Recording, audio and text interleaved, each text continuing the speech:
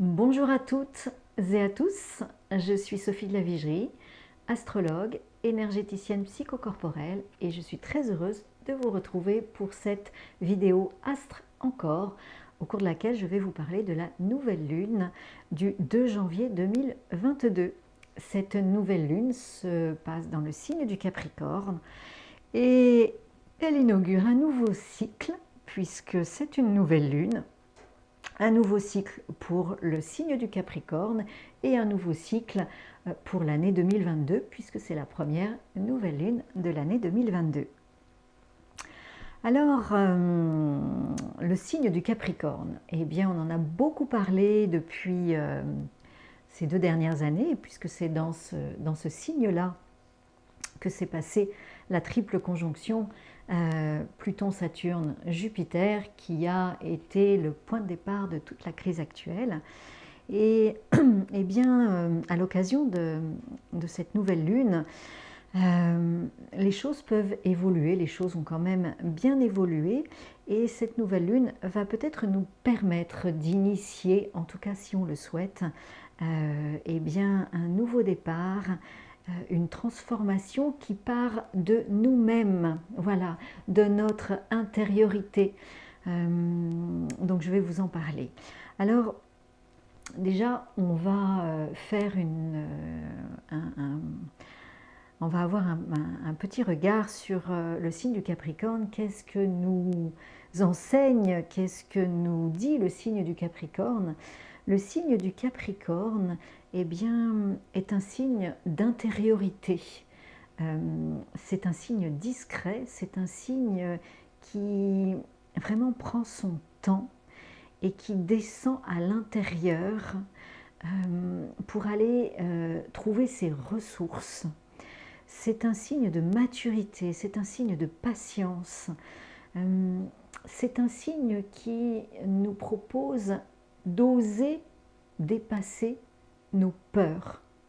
Donc de faire des pas, faire des expériences pour oser dépasser nos peurs. Et les expériences que nous faisons, que nous osons faire en lien avec nos peurs, eh bien, constituent notre maturité et nous permettent petit à petit d'avancer avec beaucoup plus d'autonomie, beaucoup plus de responsabilité, donc beaucoup plus de maturité. C'est un signe de maturité. Et sa planète maîtresse, Saturne, qui peut représenter le père Fouettard, mais qui peut aussi et surtout représenter la sagesse, le grand sage. Alors c'est vrai que le grand sage parfois est contraignant, il est embêtant parce qu'il nous dit non, ça n'est pas juste pour toi, il faudrait que tu fasses autrement. Donc quand on est jeune, on n'a pas envie d'entendre le grand-père ou le père qui est en train de nous dire « si j'étais toi, je ne ferais pas ça ». Voilà. En même temps, eh bien, Saturne nous aide à évoluer vers plus de sagesse à travers toutes les contraintes qu'il peut nous poser. Donc voilà pour le signe du Capricorne. Alors, c'est vrai que Saturne, on en a beaucoup parlé pendant cette année 2021, puisque la planète Saturne a fait, et fait toujours d'ailleurs, un carré, un aspect de carré avec la planète Uranus dans le signe du Taureau, et donc retarde, ralentit les changements attendus dans le signe du Taureau. Et c'est pas pour rien, c'est qu'on a quand même beaucoup de maturité à développer avant que ces changements puissent prendre forme dans le signe du Taureau, que ce ne soit pas tout et n'importe quoi, que ce ne soit pas une révolution qui nous emmène dans n'importe quelle nouveauté. Voilà. Alors, à l'occasion de cette nouvelle lune, eh bien, le couple solilunaire fait un très beau trigone à Uranus. Et c'est de bon augure puisque le Soleil va mettre de la lumière sur les changements nécessaires, adéquats, justes, en fonction de nous, en fonction de là où se trouve ce couple solilunaire, cette nouvelle lune dans notre signe, et Uranus en taureau dans notre signe, voilà, la maison dans laquelle ces aspects se trouvent. Et puis Uranus, eh bien, au trigone de la nouvelle lune, va stimuler, activer le couple solilunaire pour que eh bien, il se mette en route et qu'il ose aller dans des domaines qui lui font peur. Voilà, qu'il ose dépasser ses peurs. Hein. Donc ça, c'est quelque chose qui est très caractéristique de cette nouvelle lune. Le deuxième aspect intéressant de cette nouvelle lune est la conjonction Pluton-Vénus dans le signe du Capricorne. Alors, je vous ai déjà parlé de cette conjonction à l'occasion de la précédente nouvelle lune, hein, dans le signe du Sagittaire. Une conjonction, ça peut être le meilleur comme le pire. Alors, le meilleur par rapport à cette conjonction Pluton-Vénus, eh bien, c'est de nous laisser prendre par la main par Pluton et nous laisser emmener dans notre noirceur, dans nos tuyaux noirs jusqu'à nos grottes sombres, pour aller à la source de nous-mêmes, à la source de l'amour avec un grand A.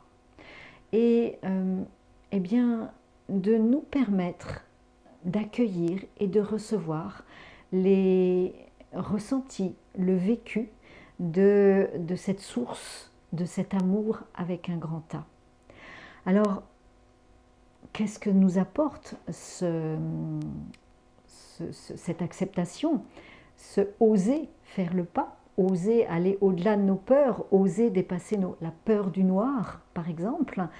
Eh bien, en ce qui concerne la conjonction Pluton-Vénus, ça nous permet de descendre vraiment dans notre féminin sacré et de reprendre ou de prendre notre pouvoir et notre puissance.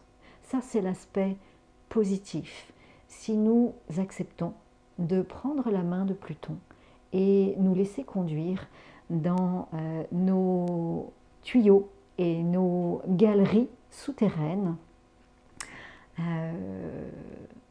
en faisant confiance à Pluton et surtout aussi en faisant confiance au sextile qui relie Vénus à Neptune. Voilà, en apprenant à faire confiance à la vie, en la vie, eh bien, nous pouvons nous laisser conduire par Pluton dans nos profondeurs, dans le noir de nos profondeurs, pour rencontrer notre source et retrouver notre puissance.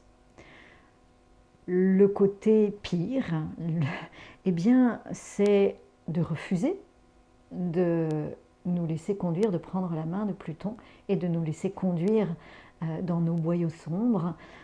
Et à ce moment-là, eh bien, au final, c'est une tierce personne qui va prendre le pouvoir sur nous.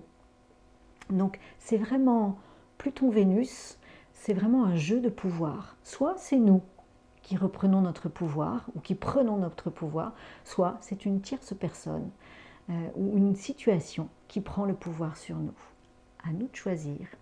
Alors bien sûr, en nous connectant, en lâchant nos peurs, en lâchant notre mental qui crée nos peurs, eh bien, nous pouvons nous connecter à la planète Neptune dans le signe du Poisson et faire confiance et nous laisser aller.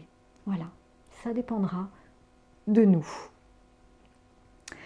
Alors, c'est vrai que cette conjonction Pluton-Vénus, elle est très très intéressante à l'occasion de cette nouvelle lune, car elle commence l'année et eh bien, au 1er janvier 2023, elle sera encore présente. Alors évidemment, Vénus va tourner autour du zodiaque. Ce qui est important et très intéressant, c'est d'observer que la conjonction Pluton-Vénus se retrouvera exacte le 1er janvier 2023, comme une sorte de bilan. Voilà. Donc cette conjonction va vraiment nous accompagner pendant toute cette année 2022. Et c'est à nous de retrousser nos manches, de remonter nos jambes de pantalon et d'y aller. Voilà. Voilà ce que je voulais essentiellement vous dire pour cette nouvelle lune. Alors comme d'habitude, eh bien, pour nous aider à faire descendre dans la matière, dans notre corps, les énergies de cette nouvelle lune, eh bien, j'ai choisi 2 gestuels en lien avec 2 lettres hébraïques, en analogie avec la première lettre, en analogie avec le signe du Capricorne, signe de la nouvelle lune. Et cette lettre qui est en analogie avec le signe du Capricorne, c'est la lettre Aïn, 16e lettre de l'alphabet hébraïque, sur des calligraphies de Franck Laloux. Alors cette 16e lettre de l'alphabet hébraïque, Aïn, nous parle de discernement, nous propose d'aller à la source de toute chose. Et je trouve que en ce qui concerne le travail Pluton-Vénus, eh bien c'est tout à fait d'à propos. La deuxième lettre que j'ai choisie pour nous aider à descendre dans nos profondeurs, dans nos boyaux sombres, eh bien c'est la lettre Kaf, 11e lettre de l'alphabet hébraïque, en analogie avec la planète Vénus. Alors Kaf, la lettre Kaf, nous parle de mutation, nous parle de transformation. C'est vraiment une lettre qui nous permet d'amener une mutation, une transformation dans notre matrice. Et ce que nous propose vraiment cette nouvelle lune, c'est d'amener la vie, l'amour dans notre hara, dans notre corps, pas dans notre tête, de vivre cette source, de sentir cette source au plus profond de nous-mêmes, dans notre hara, dans chacune de nos cellules. Que cette source, la source de nous-mêmes, l'amour avec un grand A, ne soit pas dans notre tête, ne soit pas qu'une idée. Hein. C'est vraiment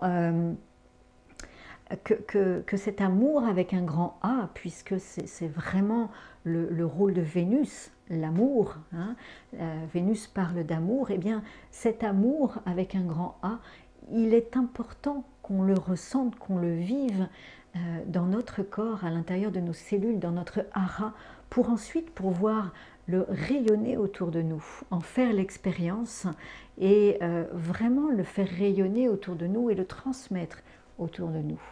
Donc voilà ces 2 lettres, Aïn pour plus de discernement, aller à la source de nous-mêmes, et Kaf pour amorcer vraiment la transformation, la mutation, en faisant de l'espace dans notre matière pour pouvoir accueillir le subtil, l'amour avec un grand A.